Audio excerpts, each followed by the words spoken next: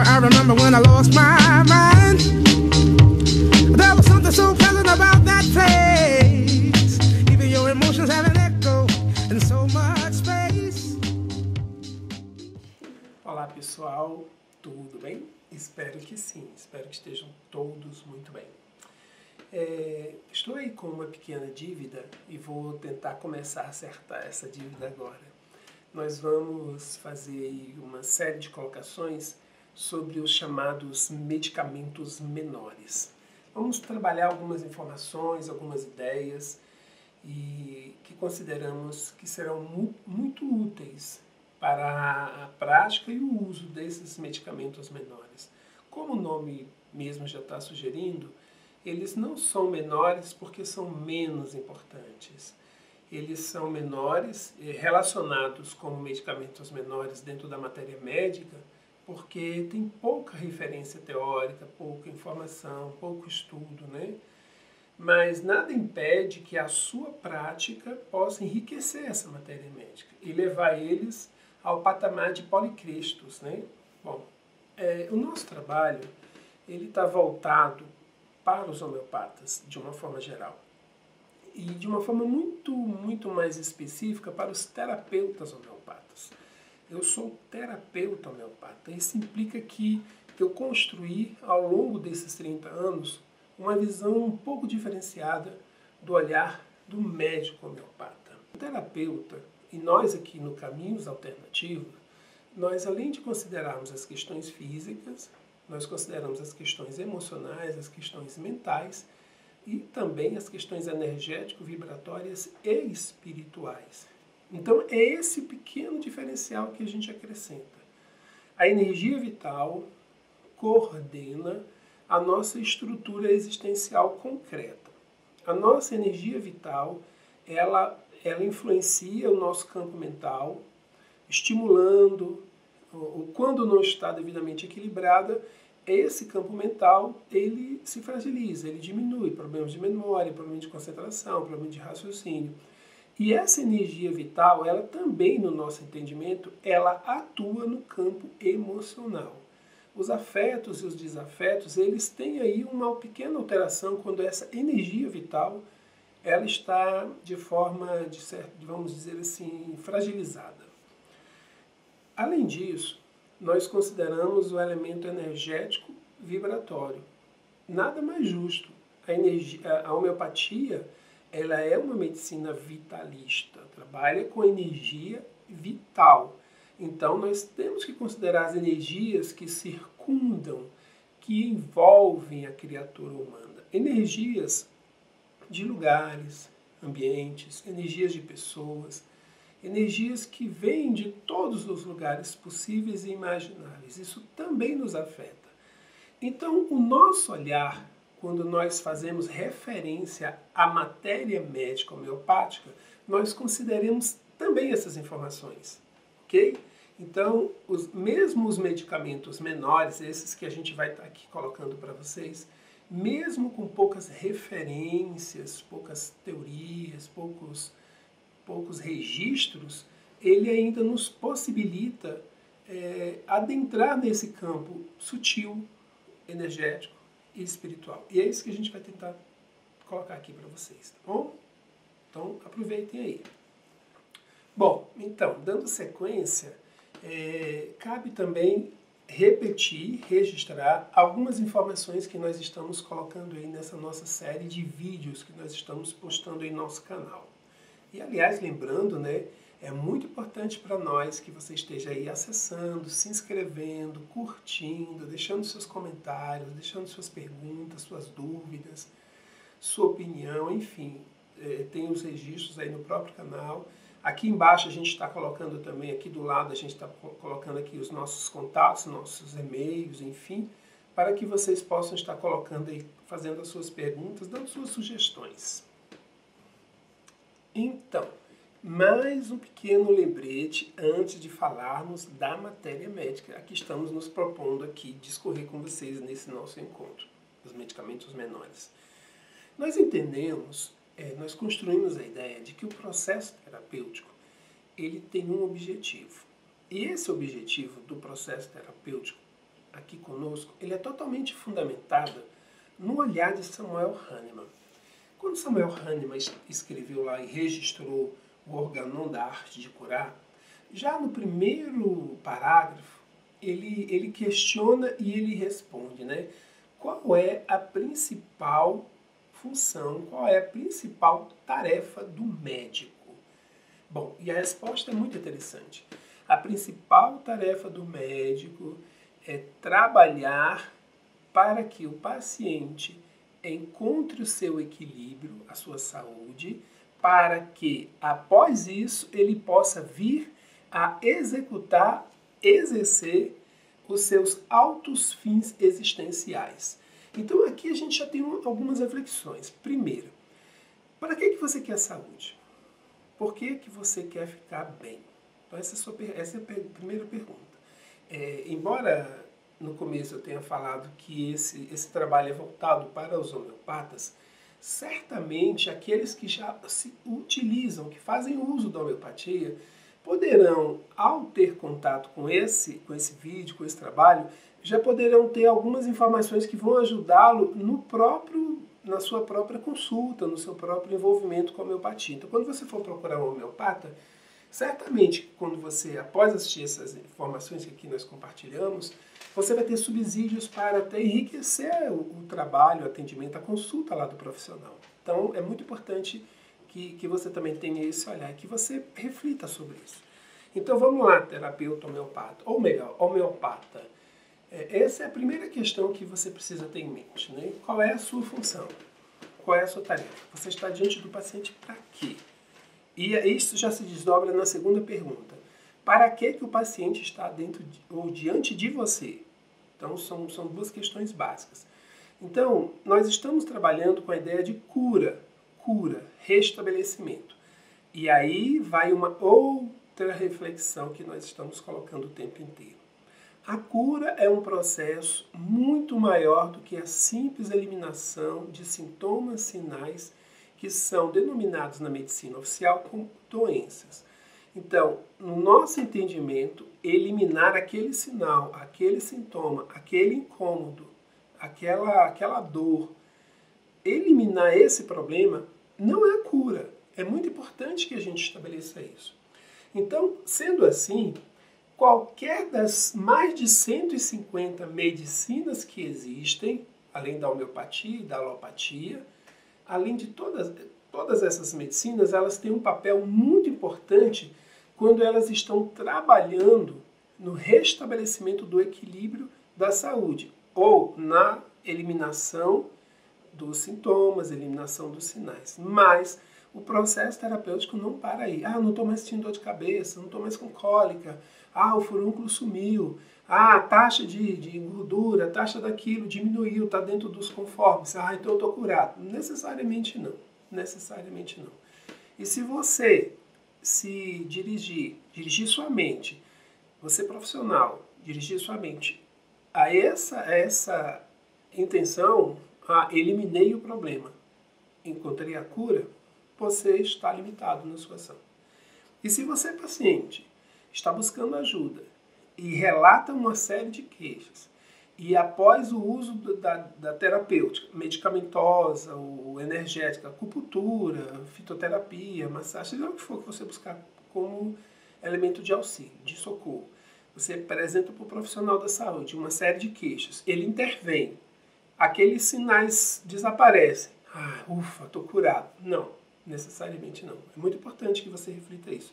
E no desenvolver das nossas ideias, a gente vai tentar mostrar o fundamento desse nosso raciocínio. Por que a gente pensa desse jeito, né? Então, eu vou considerar que o processo terapêutico, ele se fundamenta em 3 pilares. O primeiro pilar, o pilar mais importante, é o ser. Eu estou diante de um ser que se apresenta. E ele traz as suas questões, os seus desafios, as suas dores, os seus sofrimentos. Esse é um ser. Ele tem uma história, ele tem um contexto, ele tem uma perspectiva de vida, ele tem projetos, sonhos, metas. Ou não, isso varia. Mas o ser é o centro da atenção. Para que existe o processo terapêutico? Para o ser. E quem é que realmente, a quem interessa mais o processo terapêutico? Ao ser. Então, no tripé do processo terapêutico, nós temos o primeiro ponto, o ser. O segundo ponto é o processo patológico, é o processo de sofrimento. A medicina oficial chama isso de doença. Nós vamos chamar de processo patológico. Talvez seja só um jogo de palavras. Vocês aqui vão ter que avaliar isso. Mas, então, no nosso entendimento, o processo patológico ele pode atingir o corpo, a mente, as emoções, a minha parte financeira, material. Ele pode atingir os meus relacionamentos. O processo patológico pode atingir, digamos assim, o meu contexto, a minha produtividade, os meus estudos, o meu trabalho. Então, existe um processo patológico que se apresenta nesse ser. Esse ser está sofrendo, então ele vai buscar ajuda. Então, primeiro ponto, o ser. Segundo, o processo patológico. Mas nós, aqui no Caminhos Alternativos, consideramos que esse processo patológico, ele é a ponta de um iceberg. Ele é a representação simbólica, arquétipica, de algo que está por trás. Então, quando nós nos deparamos com um ser que apresenta um processo patológico, nós procuramos nos adentrar nesse processo, buscar o elemento simbólico, interpretar o recado. É um recado que vem de onde? Quem está dando esse recado? O próprio ser. Em seus níveis inconscientes, ele guarda informações. Informações de sofrimento, de angústia, de tristeza, de decepções, de perda, de mágoas, de culpas. Ele guarda por um bom tempo, muito tempo, mais tempo do que você possa imaginar. E esses elementos guardados vão ficar inconsciente. Só que vai chegar um momento necessário para a evolução da criatura em que essas questões têm que ser superadas. Vejam bem, eu não estou dizendo eliminadas, eu estou dizendo superadas. Então, no instante em que aquele conteúdo inconsciente precisa ser resolvido, compreendido e superado, ele vai se manifestar através de sonhos, através de sensações, através de impressões ou através de processos patológicos, que podem se manifestar na forma de doenças, de problemas financeiros, de encontros com pessoas difíceis. Eu saio de um trabalho e vou para o mesmo padrão de chefe. Sempre o chefe, aquele chefe igual. Eu mudo de casa, é o meu vizinho, aquele padrão de vizinho. Onde eu vou, faço 10 mudanças, 10 vizinhos. Cara, peraí, o que está acontecendo? Se esse vizinho sempre com esse padrão, o vizinho que me incomoda, o vizinho que pega no meu pé. Ou então, relacionamentos. Eu saio de um relacionamento, vou para o outro. Poxa, mas eu estou repetindo o mesmo relacionamento, a mesma pessoa, o mesmo padrão, o mesmo jeito de ser, as mesmas questões, as mesmas dores. Cara, o que está acontecendo? O processo patológico está se manifestando nas relações. E o processo patológico enquanto um conjunto de informações que precisa se apresentar ao nível de consciência. Então, o ser, que contém em si equilíbrio e desequilíbrio, está na hora de alçar voos, de alterar seu padrão existencial. Ele apresenta, então, os processos patológicos, que é o segundo nível do nosso tripé. E nós utilizamos a matéria médica como ferramenta principal para entender o processo patológico e a sua relação com o ser e interferir. O que é a matéria médica homeopática? A matéria médica homeopática é o conjunto de informações resultante de experiências realizadas com diversas substâncias ao longo do desenvolvimento da homeopatia, desde Samuel Hahnemann até hoje. Então, nós temos aí umas 4.800 substâncias. E temos aí umas 300 que são mais utilizadas. E temos aí umas 150, que é mais ou menos o que a gente vai trabalhar aqui, que são, assim, regulares. Tem pouca informação, mas já são muito úteis. Elas já têm um peso especial. Então, o ser, o processo patológico e a matéria médica está formado o triângulo, está formada a tríade de trabalho do nosso processo terapêutico. Bom, então, vamos lá. Dentro dessa nossa perspectiva, nós vamos apresentar então para vocês o Aeschylus Hipocastano. Vai aparecer aí na sua tela a carinha do Aeschylus. Você já vai ver, daqui a pouquinho você vai ver. É um vegetal.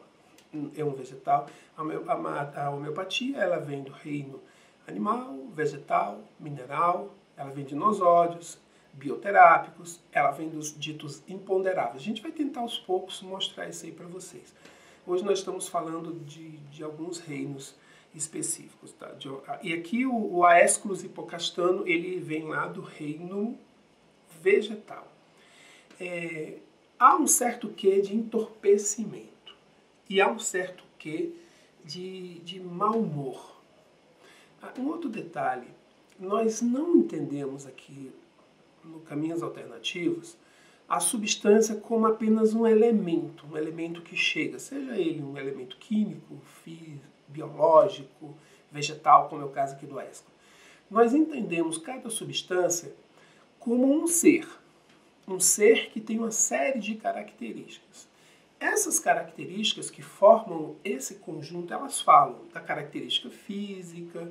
Então eu vou ter uma substância que o biotipo ele é um moreno, ele é loiro, ele é alto, ele é magro, ele é gordo, ele é baixo, enfim, ele tem várias conformaturas, né? Digamos assim. Então, para nós, a substância é um ser e ela tem características. À medida que eu falo da substância, eu estou falando do ser.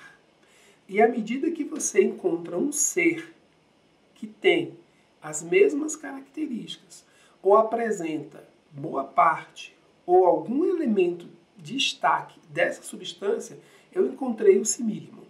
Então é assim, a substância ela foi testada em pessoas sadias. Essas pessoas sadias apresentaram uma série de registros, foram todos catalogados, e isso formou, digamos assim, a matéria médica daquela substância. Então ele tem uma série de pontos. Quando eu encontro uma pessoa que apresenta as mesmas características, aí eu atuo. O princípio básico da homeopatia é o semelhante cura o semelhante. Então, a partir dessa ideia, eu encontro na substância, entendendo, conhecendo e reconhecendo a substância, quando o paciente se apresenta com uma série de características, e eu vou procurar entender, conhecer o paciente para identificar qual é a substância que mais se assemelha. E é essa substância que vai atuar no seu campo energético, na sua energia vital e vai promover o processo de equilíbrio energético vibratório. Eu vou repetir, não de cura. A cura é um processo a mais, a gente vai tentar passar isso. Então, olha lá. Eu tenho uma série de características do Aesculus hipocastano. Primeira, ele tem um entorpecimento, ele tem um mau humor. Então, se eu tenho uma série de questões físicas que eu posso trabalhar com essa substância, mas se a pessoa é leve, suave, meiga, tranquila, esperta, ativa, o Aesculus já não vai ter tanto peso, porque a principal característica que eu vou tirar é de ser entorpecido e de ser mal-humorado. Então ele é muito bom para algumas questões, né, que a gente vai estar vendo juntos aqui. Então ele pode trabalhar, ele é muito bom para, por exemplo, coriza, arrotos, hemorroidas, corrimentos, problemas no reto, problemas na garganta. Então ele é muito bom, a gente vai colocar isso aí, você vai ver algumas indicações bem legais para a questão física. Mas é muito importante lembrar isso. Eu vou ter, por exemplo, um medicamento lá, arsênico albo. Ele é muito bom para a garganta. Muito bom para a garganta. Aesculus também é muito bom para a garganta. Mas Aesculus tem uma característica, arsênico tem outra. Aesculus é seco, amargo, ácido, entorpecido, né? Então, o que acontece? O arsênico albo, ele já não é tão... Ele já é mais, apesar de toda a sua rispidez e criticidade, ele tem uma certa amabilidade. Então, eu já vou fazer diferença. Então, no nosso olhar, o mais importante não é identificar as questões físicas. As questões físicas são importantes, mas elas são consequências naturais. Eu preciso entender a essência do ser. Entendendo a essência da substância, eu vou buscar a essência do ser que está dentro de mim. E são essas essências que se casam. E a partir daí o processo de equilíbrio, de fortalecimento da energia vital vai acontecer. Então tá. Então o Aesculus hipocastano, ele é um vegetal, característica daquele ser entorpecido, mal-humorado, né? E automaticamente tudo que for acontecendo no corpo, que tenha entorpecimento, adormecimento, você já pode pensar que essa substância pode me ser útil aqui, né? Outra característica do Aesculus é que ele tem uma boa utilização para processos de alcoolismo. E esse processo de alcoolismo envolve certas características, como, por exemplo, a vertigem, o enjoo, vômito, ânsia de vômito, a falta de coordenação motora. O bêbado, né, quando está andando, não tem aquela coordenação motora, perde aquela referência de espaço, o que está longe, o que está perto, o que está fundo, o que não está. Então, o bêbado está andando. Então, essas características do alcoolismo, elas podem estar, digamos assim, espalhadas num determinado ser. Então ele está com muita vertigem, sente um enjoo, uma ânsia de vômito, esbarra fácil, não tem noção de distância. Opa, Aesculus pode ser útil aqui, né? Outra característica que forma Aesculus é que ele traz uma angústia muito intensa, uma angústia muito forte, e é tão intensa que ele busca alívio em entorpecentes. Talvez daí o motivo do alcoolismo. É um alcoolismo que ele não nasce de uma curiosidade. Alguém viu o outro beber, ou ele não nasce de uma, né, de um simples interesse banal. Esse alcoolismo ele vem porque há uma dor tão grande, uma dor tão intensa, uma perda, uma angústia tal que ele, ao beber, ele sente um alívio. Lembra, eu falei entorpecimento. Tudo que entorpece, tudo que anestesia, tudo que tira o ser do seu contato real com a sua dureza, com as suas batalhas. A Aesculus cabe. Ele, então, todas as criaturas que buscam o entorpecimento, seja esse entorpecimento uma coisa natural dele, seja uma busca que ele faz para não encarar suas angústias, suas dores, a Aesculus vai ter uma presença muito importante, né? Então, automaticamente, a gente vai identificar outros elementos, como a imaturidade, né? A mente difícil de registrar o seu trabalho, a memória, a concentração, o raciocínio, né? A mente não fixa as informações, ele se dispersa muito fácil, né? Ele está ausente, ele está alheio, ele está em outro ambiente. Aqui a gente já vai usar um indicativo bem especial também, registrando, para não esquecer, a questão do autismo, né? O Aesculus tem um uso bem indicado para o autismo. A pessoa automaticamente, com esse entorpecimento, ela é inteligente, ela tem uma capacidade de assimilar, só que ela tem uma dificuldade de expressar. E nisso não só a fala pastosa, né, característica do bêbado, né, do alcoolismo, né?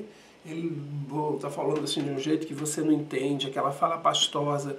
A comunicação é pastosa, digamos assim. É uma comunicação que é difícil de entender. Aqui você também registra, por exemplo, a dislexia. Registro aí com força para o Aesculus, tá? Como eu falei, esse entorpecimento nos conduz também à lentidão.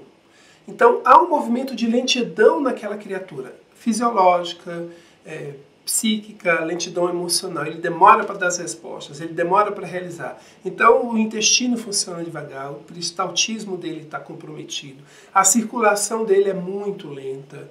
Então, ele tem aí uma baixa pressão, ele tem ausência, ele tem desmaios, ele tem cianoses, as extremidades dificilmente, ou mais dificilmente, há uma circulação. Então, isso tudo faz com que ele perca a sensibilidade. Esse entorpecimento leva também, por exemplo, a dificuldades com os sentidos. Os sentidos são meio que lesados, digamos assim, meio que atrapalhados. Não por uma deficiência da estrutura cerebral, não por um evento externo, uma pancada, um trauma. É um movimento natural, ele é entorpecido, ele precisa de mais tempo. Ele, repito, ele absorve a informação, mas ele tem dificuldade de expressar essa informação. Então, tudo nele é lento, tem muita dificuldade. Aqui a gente faz um paralelo dele, uma relação com a alumina e com barita carbônica. São duas relações. Os medicamentos menores, eles podem ser entendidos como medicamentos, a gente chama isso como medicamentos, como é essas coisas da Lua? Satélites, medicamentos satélites. Então, aqui também já nos leva a informação de que o nosso olhar no caminhos alternativos, ele nem sempre é um olhar unicista. Bem que gostaríamos, como Samuel Hahnemann, tanto nos pede que fôssemos unicistas, que encontrássemos aquela substância, cara, essa aqui, o simílimo, o sonho de consumo do homeopata, né? Mas nós temos muitos limites. E a gente vai tentar explicar o que são esses limites e por que eles existem para nós. E o que nos leva, então, a ter um olhar complexista, enfim, um olhar que usa muito mais do que uma única substância, né? Então a gente usa muito o Aéscole como um medicamento que acompanha o movimento de um medicamento principal, de um policristo, né? Então, assim, você vai encontrar, por essa lentidão, por esse atorpecimento, a gente vai encontrar uma dependência, uma grande dependência. São pessoas que se fazem dependentes de outras pessoas. Eles não conseguem ter uma autonomia, eles não conseguem... a gente costuma dizer que eles nasceram para ser excelentes assessores, excelentes assistentes. Então eles dão muita assistência, mas eles estar à frente, tomar, resolver, é um pouco difícil para essas pessoas. Repito, não porque não tenham condições intelectuais, mas é porque essas condições elas são limitadas na sua capacidade de expressão, tá certo? Então vamos lá. Destacamos, repetimos, a questão da secura, da acidez, do amargor e do azedume. Então, tudo que afete o organismo com secura, a pele, cabelo, unhas, digamos assim, as mucosas, a secura vaginal, por exemplo. Onde tem secura a nível físico, você pode pensar em aésculos. E principalmente se essa secura vier com esses entorpecimentos, se vier com acidez. Então aquele processo digestivo lento que você come, fica um tempão aquele bolo que não dissolve, aquele peso, e constantemente aquele refluxo, aquele gosto azedo, amargo na boca, né? Isso também é aésculos. E quando você pensa também no amargor, é importante registrarmos o fígado. O nosso amigo fígado, ele tem alguma questão. Automaticamente, aésculos. Claro, mau humor, irritação, fígado vai ser incomodado. O fígado vai dar o grito dele. Então, aésculos também cabe isso. Ok? Problemas com corrimentos, um corrimento que corrói, um corrimento que causa... danos à pele, ao local onde ele está acontecendo, seja uma coriza, seja um corrimento uretral, seja um corrimento vaginal. Onde tem esse corrimento, ele está corroendo a pele, ele está consumindo. Então, a aésculos, ele tem uma personalidade que corrói. Então, ele não tem a amorosidade, ele não tem alegria, ele é ácido, ele tem crítica, ele tem uma língua ferina, ele tem uma presença que causa fofocas, conversinha, ele causa discórdia, ele corrói o ambiente, a personalidade dele corrói, tanto o organismo é corroído. Então tudo aquilo que está corroendo, tem aquele mal-estar, cabe um pouco de aésculos e hipocastano, tá bom? Ele atinge muito bem, como eu tenho falado, o sistema digestivo e de uma forma muito especial o intestino grosso e o reto. Então o que está acontecendo? As fístulas, as fissuras, os problemas com hemorroidas, principalmente com muito sangramento, com muita dor, o toque é doloroso. isso tudo ele é muito bem indicado, mas eu vou só fazer uma lembrança. Eu tenho em Hamamelis, um outro medicamento, uma grande utilidade para hemorroidas. Então eu tenho Aésculos e tenho Hamamelis. Como que eu escolho? O primeiro elemento que eu preciso considerar é o elemento da personalidade, da estrutura que forma aquele ser. Então Hamamelis não é tão seco, já tem uma certa amorosidade. Hamamelis já tem uma certa suavidade. Então eu estou com aquelas duas pessoas que estão diante de mim. E estou dando exemplo desses dois. Eu tenho muito mais que cuidam de hemorroidas.